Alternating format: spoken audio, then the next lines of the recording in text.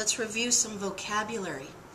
This is read as a sub 1 because the 1 is below. It's called a subscript.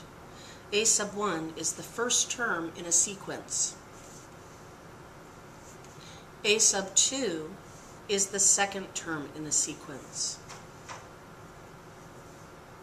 A sub 8 is the 8th term in a sequence. A sub n is the nth term in a sequence. So if I wanted to name the 100th term, I would write A sub 100.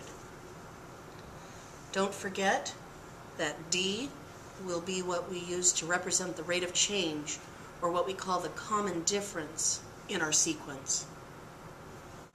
Some more vocabulary for you. Recursive formula. This is something that identifies the initial value, the initial term, which we call A sub 1, and then it defines all the other terms using the previous term. In other words, you have to know A sub 8 to find A sub 9, or you have to know A sub 15 to find A sub 16. So here's an example sequence for us to look at. 2, 5, 8, 11, 14. What's the first term in the sequence? That's right, the first term is the 2. Now I need to know what the D value is. What's the common difference in this sequence?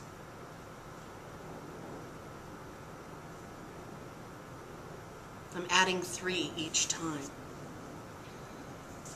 So again, my first term, A sub 1, is equal to 2. So A sub n will be equal to A sub n minus 1 plus 3 when the n value is greater than 1. Notice I have to put the two statements together with a large brace. That shows that these two go together to create the recursive formula.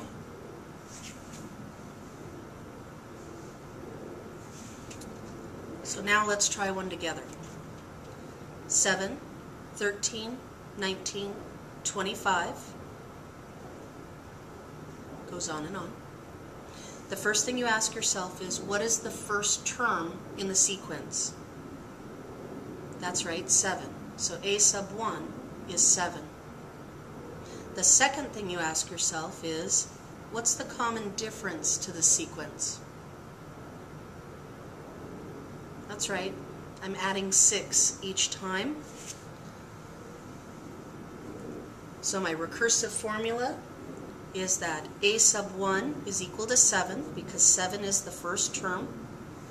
A sub n, meaning any term in the sequence, will be equal to the term before it, A sub n minus 1, plus 6 because 6 is the common difference for any value of n that is greater than 1. We can't have negative terms. Our list has a definite beginning.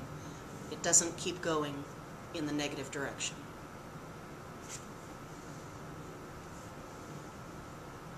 Let's try another one. 162, 154, 146, 138. The first thing you ask yourself, what is the first term in this sequence? It's 162. What is the common difference in this sequence? The numbers are getting smaller, so we're subtracting. We're subtracting 8.